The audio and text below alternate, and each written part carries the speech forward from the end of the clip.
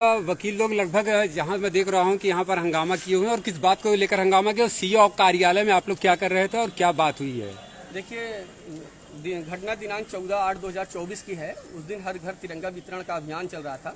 मैं तिरंगा वितरण करते हुए जा रहा था तो मैंने देखा कि हमारे एक मोहल्ला सैयदवाड़ा पड़ता है, वहाँ पर खुर्शीद जमाल रिजवी हैं जो अपने आप को जमींदार का वंशज बताते हैं।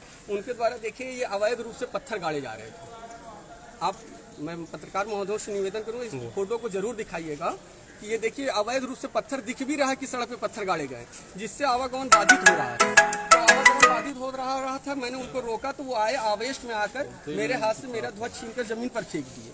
फिर मैंने कहा आपने अच्छा नहीं किया है, राष्ट्रीय ध्वज का आपने अपमान किया है और ये पत्थर हटेगा आज। कि नहीं, पत्थर नहीं हटेगा, मैं जमींदार हूँ, पूरा मशीशार हमारा है। मैंने अधिशासी अधिकारी को फ़ोन किया, अधिशासी अधिकारी कार्यालय नगर पंचायत कार्यालय से कर्मचारी आए, उन्होंने कहा पत्थर अवैध है, इसको हटाइए, और पत्थर उन्हीं के द्वारा हटवाया गया। फिर एक पत्थर जाम था, उसको तोड़ा गया। फिर ये गए एक झूठा मुकदमा, एक हमारे यहाँ एसएचओ महोदय हैं, उनको प्रभाव में लेकर मेरे ऊपर गंभीर धाराओं में मुकदमा पंजीकृत करा दिया गया। आप देखिए, इस पत्थर हटवाने की सजा योगी सरकार में ये मिल रही है।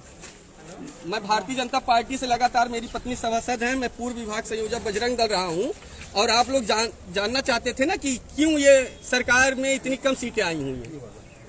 तो ये पुलिस है जो हमारी योगी सरकार को बदनाम कर रही है।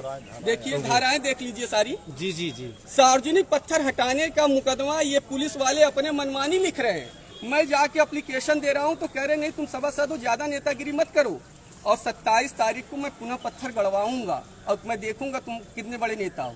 हमने कहा ये योगी बाबा की सरकार है, यहाँ दबंगई नहीं चलती है। कहें तुम देखना मैं दबंग हूँ, और कल पुनः उन्होंने पत्थर गड़वा दिया, पुलिस भेज के पत्थर गड़वाए। उसी की शिकायत हम लोग अधिवक्ता संघ के माध्यम से मेरे अधिवक्ता बंधुओं ने आज क्षेत्राधिकारी महोदय से किया। क्षेत्राधिकारी महोदय के सामने सचिव जी आते हैं और कहते हैं मैं ईओ को कुछ मानता नहीं हूँ। इस पत्थर को किसके द्वारा हटवाया गया था? ईओ को नहीं मानते तो फिर किसको मानते हैं? क्योंकि नगर का तो मालिक ईओ ही होता है, अधिशासी अधिकारी नहीं, वो उनका ये। और कल हम लोगों ने, हमारे अधिवक्ता साथियों ने एसडीएम को भी दिया था ज्ञापन। ज्ञापन के माध्यम से माननीय एसडीएम महोदय ने डाक के द्वारा चढ़ा के एसएचओ को भी भेजा था कि पत्थर ना गड़ने पाए। लेकिन हमारे ख्याल से सचिव महोदय अपने आप को एसडीएम से ऊपर मानते हैं, डीएम से ऊपर मानते हैं, स्वयं योगी सरकार मानते हैं। इसलिए पुलिस भेजकर, मेरे पास रिकॉर्डिंग भी है, जो पुलिस वहाँ खड़ी थी, कस्बा ईसाई साहब, वो बोले कि हाँ मैं पत्थर गड़वा रहा हूँ, मुझे आदेश है।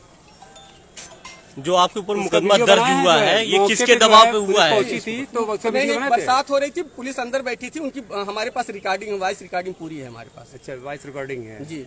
जो आपके ऊपर मुकदमा दर्ज हुआ है, ये किसके दबाव में हुआ? क्या कहना चाहते हैं? ये अपने आप को जमींदार बताते हैं। हम तो यही जानना चाहते हैं कि क्या एक गरीब के लिए भी न्याय है कहीं पर? जब हम अधिवक्ता जैसे बुद्धिजीवी समाज के ऊपर, जो समाज के लिए लड़ाई लड़ता है, उसके ऊपर जब मुकदमा हो जा रहा है, तो एक आम आदमी के ऊपर ये कितने मुकदमे करते होंगे और हमारी योगी सरकार को कितना बदनाम करते अभी होंगे। पूरा अधिवक्ता संघ और सीओ साहब के ऑफिस में थे, वहाँ पर कोतवाल साहब भी पहुंचे, तो क्या बातें हुई? कोतवाल साहब ने कहा कि मैं ईओ को कुछ नहीं मानता हूँ, ईओ ने पत्थर हटवाया है तो गलत किया है। आप बताइए, सबके सामने कह रहे हैं और अपने अधिकारी के सामने कह रहे हैं। माननीय क्षेत्राधिकारी महोदय सुन भी रहे हैं। आप देखिए क्या दुर्भाग्य है इस उत्तर प्रदेश का जी, कि एक एसएचओ अपने अधिकारी सीओ के सामने कह रहा है और सीओ बोल नहीं पा रहे हैं। किस दबाव में है सीओ साहब, किस दबाव में है हम समझ नहीं पा रहे हैं। क्या जो पत्थर लगा हुआ है उससे आने जाने में किसी को दिक्कत होती है क्या? आवागमन पूरी तरीके से बाधित होता है। कितने मोहल्ले वाले को दिक्कत होती है? किस पूरा कस्बा जाता है उसी मोहल्ले से जी। बाहरी लोग भी आते जाते हैं, सारे लोग आते जाते हैं। पुनः उन्होंने पत्थर, फिर भी कितने रास्तों का आवागमन है उस तरफ से? उस तरफ से हमारे ख्याल से पूरे कस्बे का लगभग 20-25 किलोमीटर के रेंज के जितने कस्बा के व्यवसायी और कस्बा में आते हैं, जिनको रास्ते पता है, सब उसी रास्ते से आते जाते हैं। कितने पत्थर अब गाड़े गए हैं? 2 पत्थर तो अभी फिर गाड़ दिए गए जी। अगर वो पत्थर नहीं हटते हैं तो अगला कदम आपका क्या होगा? नहीं, ये तो मैं प्रशासन, देखिए हम अधिवक्ता हैं जी, हर विधि से लड़ना जानते हैं, कानून हाथ में लेना नहीं चाहते हम लोग। अगर पत्थर नहीं हटेगा तो पत्थर वाली जगह पर मैं धरना प्रदर्शन करूंगा, मैं धरना प्रदर्शन करूंगा। पूरा मोहल्ला वहां पर बैठ के धरना प्रदर्शन करेगा, और ऐसा ना हो कि वहां हिंदू मुसलमान राइट हो जाए।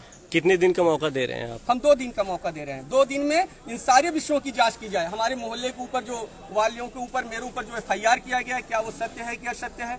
जिसने राष्ट्रीय ध्वज का अपमान किया है, हमको मारा पीटा है, गाली दिया है, सार्वजनिक संपत्ति को नुकसान पहुंचा, उसके ऊपर FIR हो और गड़े हुए पत्थर हटाए जाए। ये आपकी मांग है, लेकिन आज जो है इसका कुछ निस्तारण नहीं नहीं, निकला। सीओ साहब ने कहा कि मैं मौका देखूंगा, उसका बैठ के समाधान करूंगा। और समाधान ये थोड़ी होता है कि आपका एसओ बता रहा है कि मैं ईओ को कुछ नहीं समझता हूँ। एक महिला गई थी, कह रहे नहीं मैं एसडीएम का आदेश कुछ नहीं मानता हूँ। तो भैया सीओ को उनको कह दीजिए, एसएचओ महोदय को, पूरा मछली शहर और जिला वही चलाएं। ओके सर, हमारे चैनल बात